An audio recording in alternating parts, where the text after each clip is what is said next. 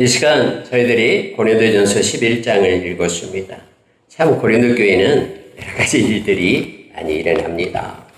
그런데 이제 바울 사도에게 요청한 게 뭐냐면, 그때 당시 이제 예배를 드리고 할 때에 애언을 하거나 또 말씀을 강론하고 할 때에 이제 여자들도 함께 했음을 성경은 보여주고 있죠.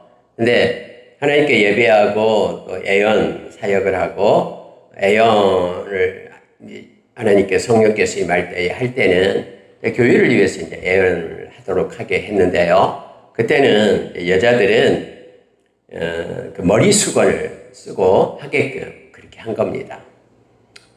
근데 여기에 대해서 어떤 여자들은 우리 머리 수건 쓰고 하고 싶지 않다. 우리도 남자들과 똑같이 그냥 앞에 나와서 이렇게 하고 싶다 해서 이게 논쟁거리가 된 거예요, 교회에서.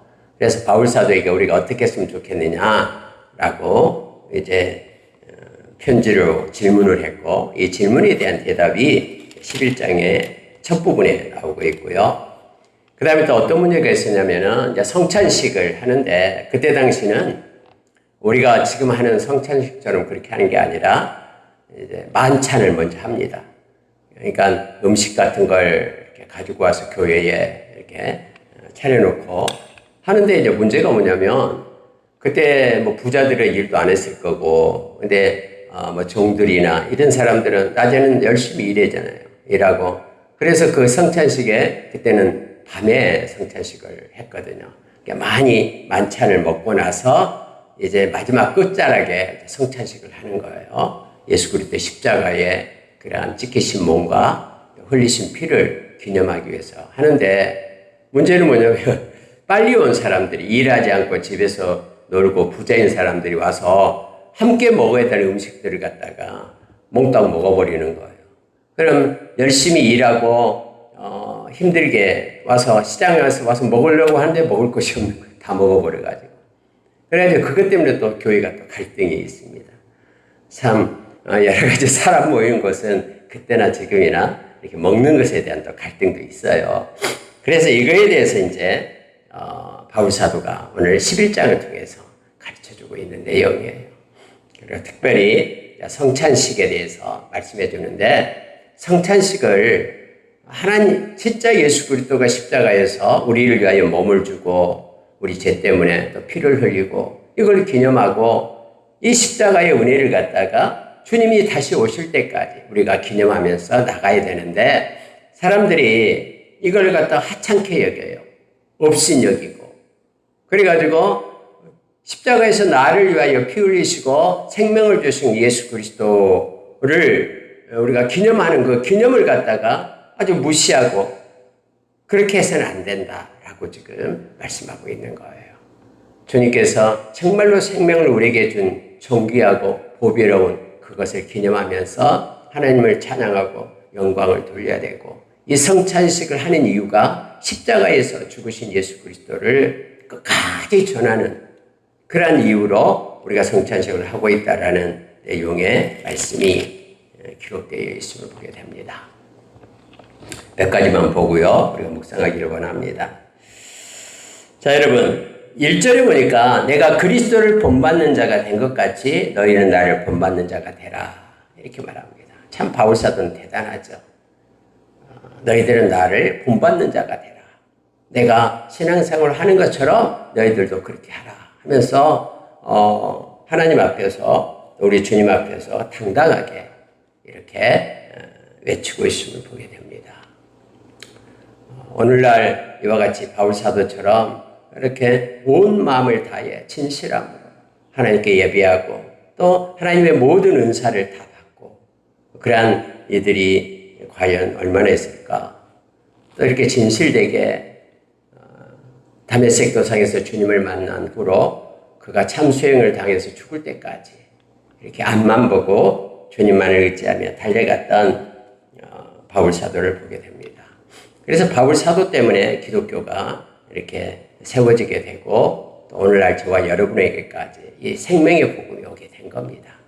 그래서 바울 사도는 나를 본받는 자가 되라, 이렇게 편지를 쓰고 있음을 보게 됩니다.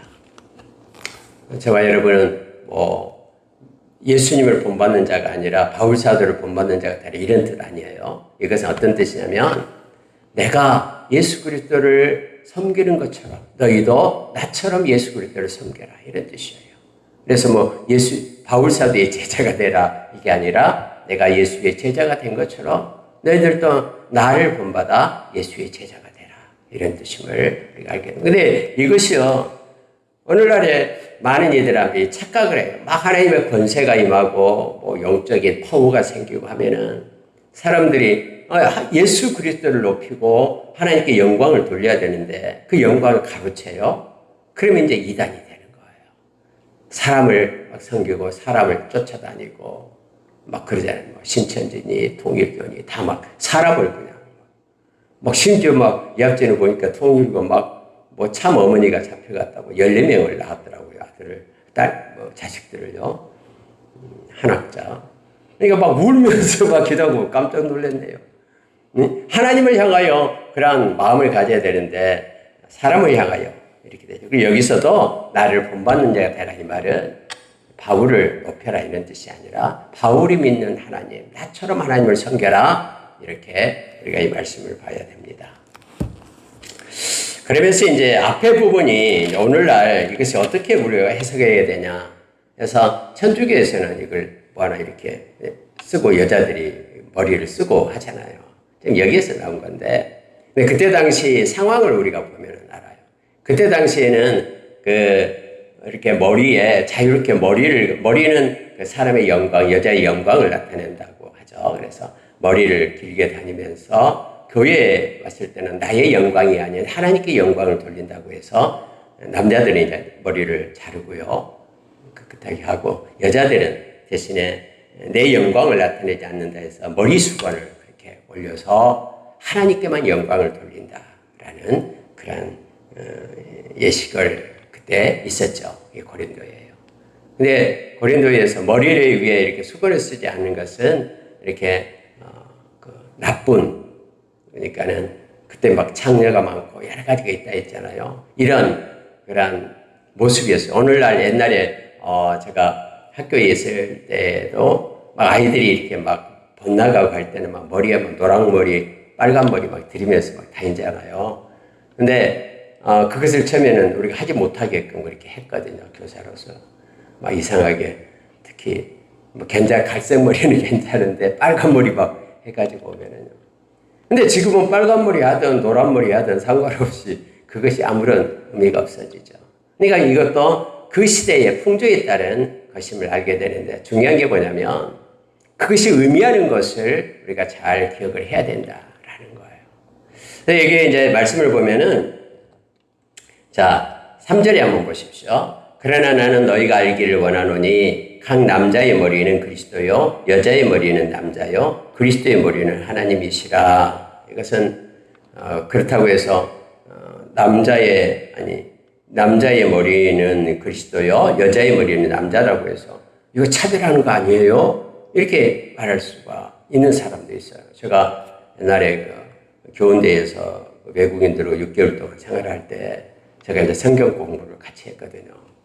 근데 어떤 여선생님이 이거 어떻게 성경에서 이런 말이 있을 수 있냐. 남자 여자 이렇게 평등한데 어떻게 여자의 머리가 남자다고 그렇게 말할 수 있냐 하면서 막 발끈한 사람이 있더라고요.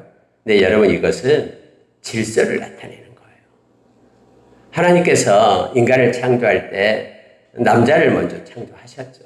그리고 나서 이제 남자에게서 이렇게 갈빗대를 뽑아 여자를 이렇게 만드셨죠. 그게 창세기에 나와 있는 창세기 3장에 나와 있는 16절에 나와 있는 내용이죠. 그리고 창세기 3장 16절에는 이제 범죄한 후에 이제 하와를 갖다가 하나님께서 이렇게 책망하면서 이제는 남자가 너를 다스리게 될 거다. 남자들은 땀을 흘려야 먹을 것을 이제 얻을 수 있고 이런 하나님께서 그 책망의 내용이 있죠. 그렇게 속였던 그런 뱀은 평생 흙을 먹어야 흙을 먹을지어다 하면서 그렇게 저주하는 내용도 있게 되죠. 그러니까 여러분 이것은요 하나의 질서를 나타내고 만약에 질서를 나타내지 않는다 그러면 이 말씀이 틀려요. 그리스도의 머리는 하나님이시라. 이게 질서인가? 이게 하이어라키 그러니까는 이게 뭐 순서대로 이렇게 된 게 아니잖아요.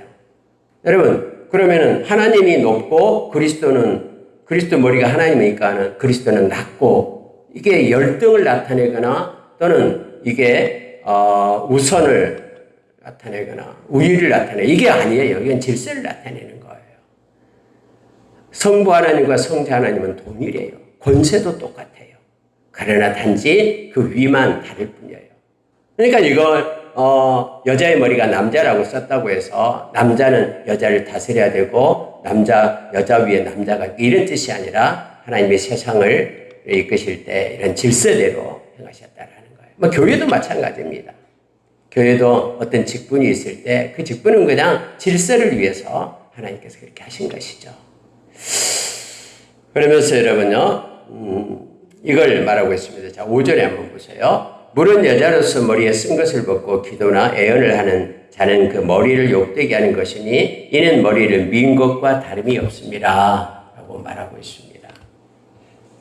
그때 당시에 그렇게 상징적인 의미를 갖는 것을 우리가 기억을 하면서, 그때 당시에는 긴 머리 위에 이렇게 머리수건을 써야지만 그가 정숙한 여자로, 또 그가 하나님께 영광을 돌리는 그러한 자로의 의미를 갖고 있었어요.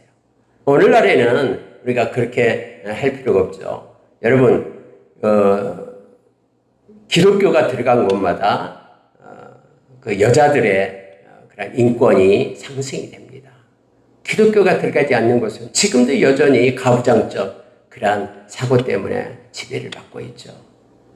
그래서 기독교가 들어가는 곳마다 그 일부 일처제가 생겨나죠. 무슬람은 지금 뭐 맘대로 그 부인들을 그렇게 얻잖아요. 그리고 어디 가서 뭐 사회활동도 못하게끔 하고 집에 가둬두고 이렇게 돼요.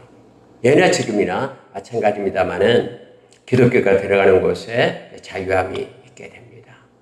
지금은 여러분, 우리가 천주교 아닌 기독교에서는 머리에 뭘 수건을 쓰고 하지 않잖아요. 그것은 지금은 수건을 안 써도 저 사람은 왜 수건을 안 썼지? 저 사람은 하나님께 영광을 안 돌리는가? 그러한 의미가 없는 것이죠. 그리고 이게 어떤 율법에 지금 나와 있는 내용도 아니죠. 말씀에 기록된 내용도 아니고요. 그래서 시대에 따라서 이게 있는 거. 오늘날 한국에서 막 기독교인들이 술 먹고 와서 막 그렇게 행하지 않는 것처럼 그런 것과 동일한 것으로 이걸 보시면 됩니다. 자, 7절 한번 보세요.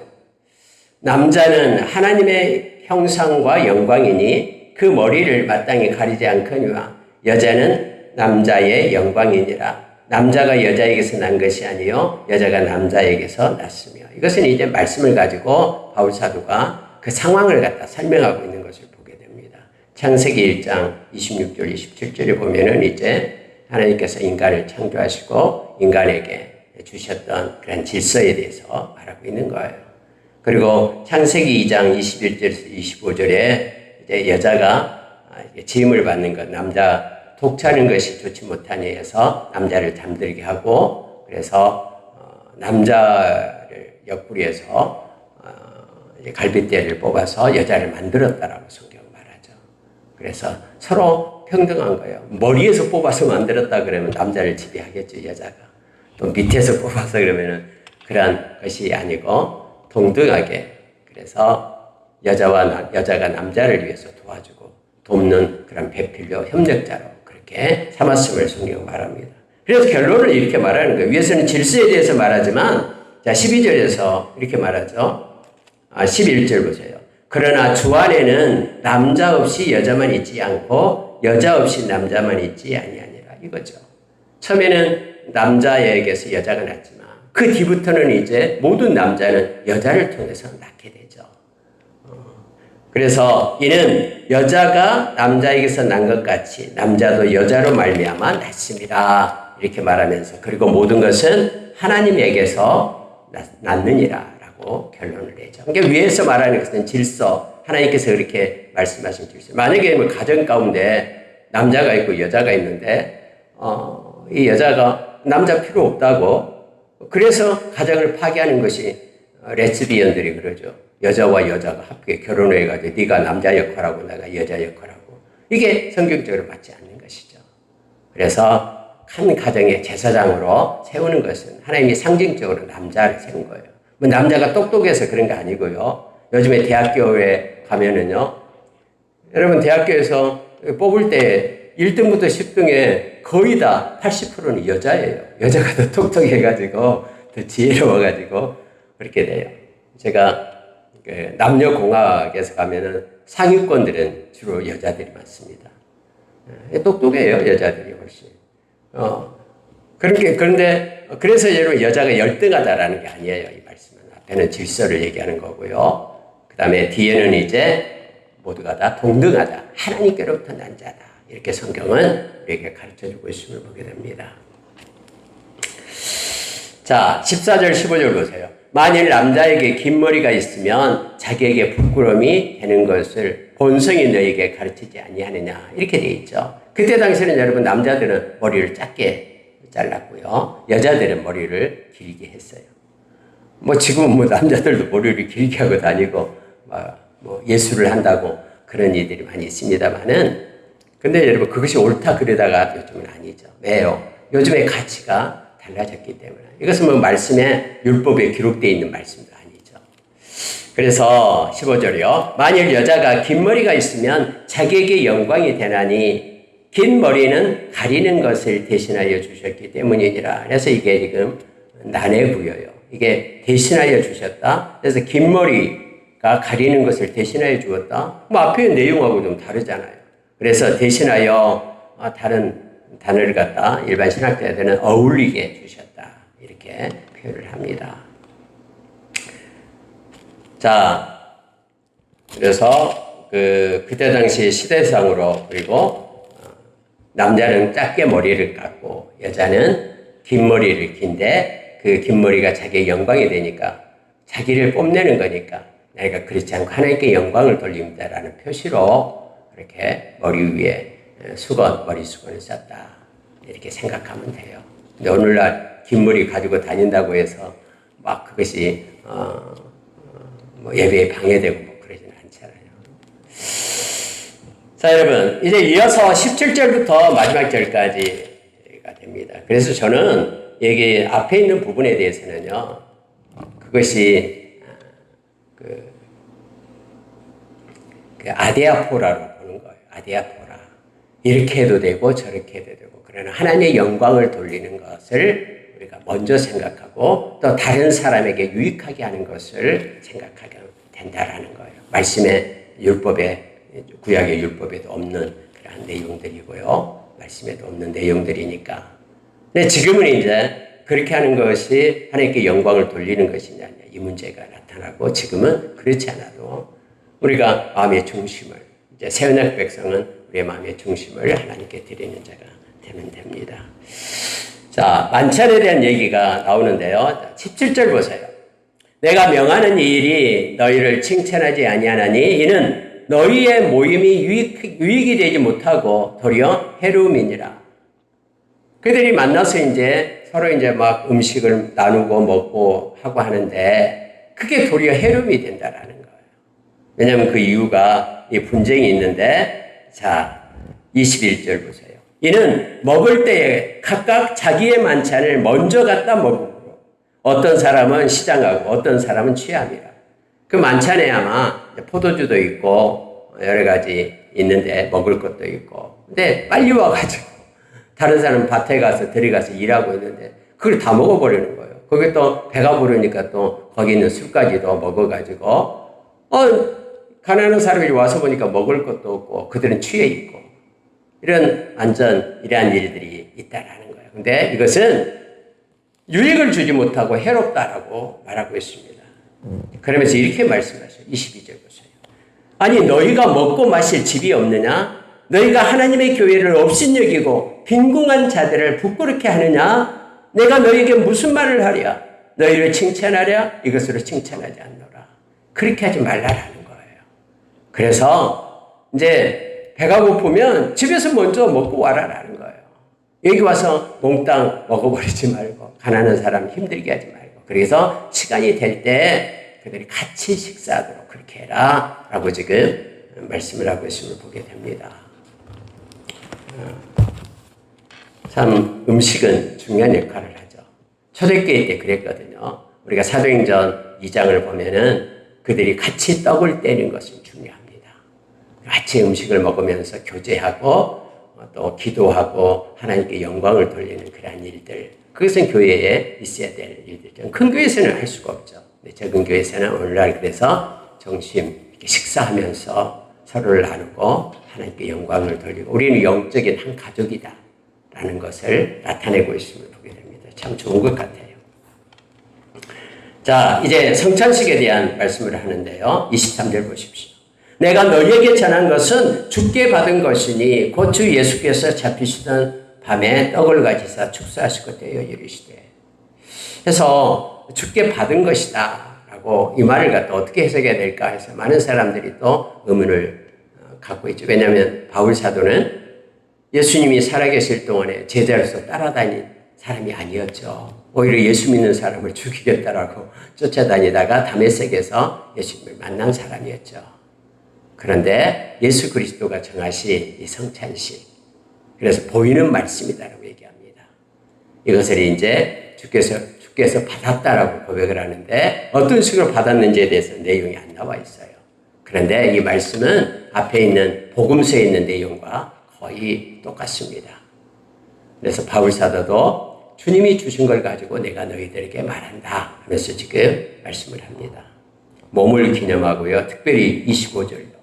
식후에 또한 그와 같이 잔을 가지시고 이르시되 이 잔은 내 피로 세운 새 언약이니 이것을 행하여 마실 때마다 나를 기념하라. 그래서 여러분 이 예수님의 보혈을 나타내는 이 잔은요 새 언약의 피예요.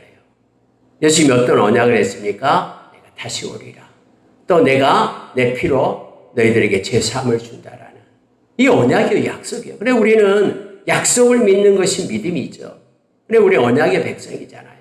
진짜 예수님이 십자가의 보혈로 우리의 죄를 사해 주시고 또 우리를 이제 영원히 구하기 위하여 다시 오실 주님의 나타내는 그러한 언약의 말씀임을 우리가 기억하고요. 우리가 보혈을 찬양할 때는 두 가지를 그래 찬양을 하는 거예요. 하나님 나의 죄값을 대신 지불해 주셔서 고맙습니다. 마가복음 10장 45절에서 내가 이 땅에 온 것은 섬김 받으려는 게 아니다. 나의 생명을 그들에게 주어 섬기기 위하여 왔다라고. 많은 사람의 대속물로 주기 위해 왔다라고 주님 말씀했잖아요. 우리는 이 말씀을 믿어요. 그래서 우리의 죄값에 대한 대속물로 화목제물이 되셔서 피를 흘려서 하나님과 우리를 화목시킨 거예요. 예수님께서 십자가에서. 그래서 이 언약의 피를 우리가 찬양하고 뿐만 아니라 주님이 다시 오실 것을 상징적으로 나타내 주죠. 주님은 반드시 오십니다.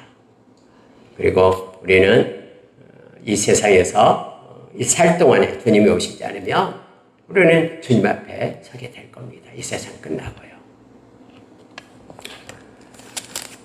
자, 이걸 할 때마다 나를 기념하라 했어요. 그러니까 예수님께서 나를 기념하라 한 말씀이 무슨 뜻일까요? 십자가를 기억하고 나를 위하여 생명 주신 주님을 찬양하고 예배하고 주님을 생각하고 묵상하고 이게 기념하는 것이죠. 근데 여기 있는 지금 고린도 교회에서 행해지고 있는 것은 만찬을 한 다음에 이렇게 성찬식을 하게 되는데 막 먼저 와서 그걸 막 탐나게 그냥 먹어버리고 그래가지고 배고파하는 사람 불평이 있고 원망이 있고 그 다음에 이제 성찬식을 하는데 성찬식이 너무너무나 이렇게 아름답지 못하다라는 은혜롭지 못하죠. 배고픈 사람은 막 불평을 하면서 성찬식에 참여할 거 아니에요. 또 많이 먹은 사람은 막 술 취해 있고요. 그래서 여러분 26절 보십시오. 우리가 성찬식 우리는 할 수 있으면 많이 하면 좋습니다만은 우리는 1년에 2번씩을 하고 있습니다. 그런데 26절요. 너희가 이 떡을 먹으며 이 잔을 마실 때마다 주의 죽으심을 그가 오실 때까지 전하는 것이니라. 성찬식을 하는 이유가 여기 있어요. 십자가의 그 은혜를 주님이 다시 오실 때까지 전하는 거예요. 왜냐하면 십자가가 생명이기 때문에 우리의 죄의 사함을 받고 우리가 의롭다함을 얻었기 때문에 그리고 십자가를 통해서 주님께서 화목제물이 되시고 또 대제사장이 되셔서 자기 자신을 제물로 드리셨던 주님이시기 때문에 이걸 기억하는 것입니다.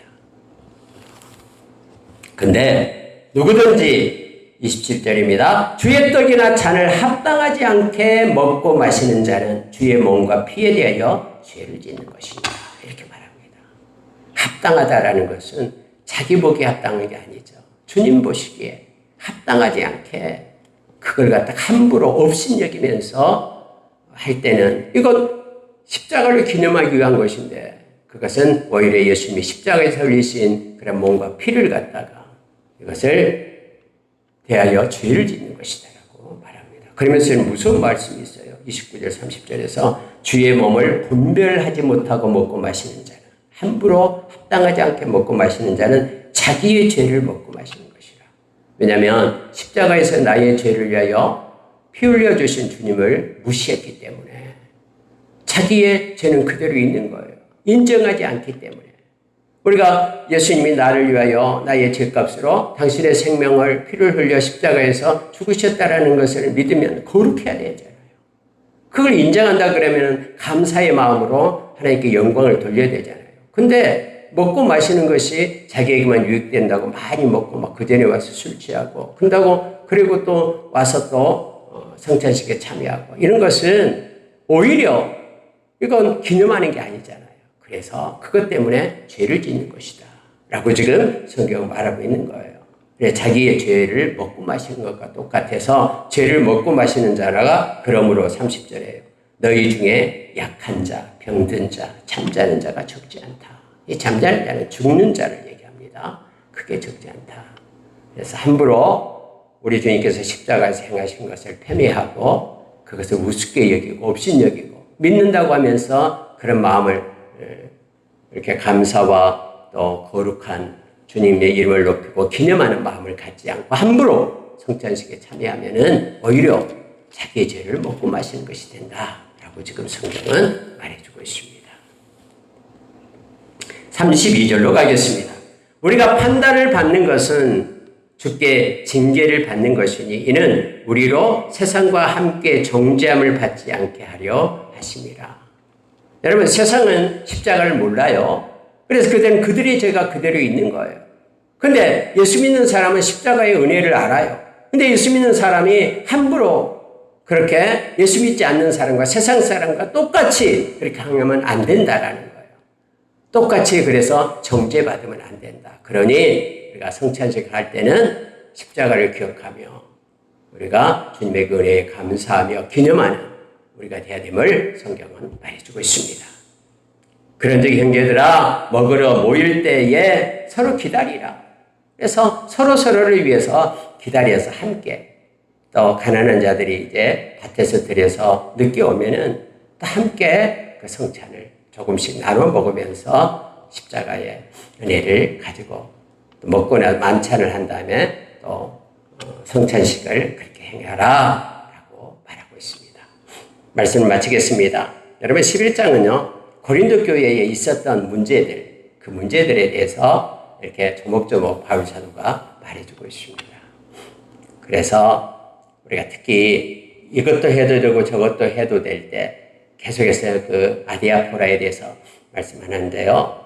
먼저는 먹든지 마시든지 하나님의 영광 이게 먼저예요. 어느 게 하나님의 영광을 돌릴 것인가. 두 번째는 내가 아닌 다른 사람을 섬기는 다른 사람에게 덕을 주고 그걸 선택했을 때 다른 사람을 위하는 유익하게 하는 그것을 생각하라. 이 말씀을 가지고 우리가 11장을 보면은 이것 때문에 논란이 없을 겁니다. 뭐 이러니 맞느니 틀리니 싸울 필요도 없고요. 우리가 하나님 앞에 이 말씀을 가지고 그 본질을 내면을 가지고 하나님께 영광 돌리기 위한 것임을 우리가 기억하면 됩니다. 말씀 마치겠습니다. 이제 명절이 오고요. 어제부터 막 차들이 많이 막히고 그러더라고요.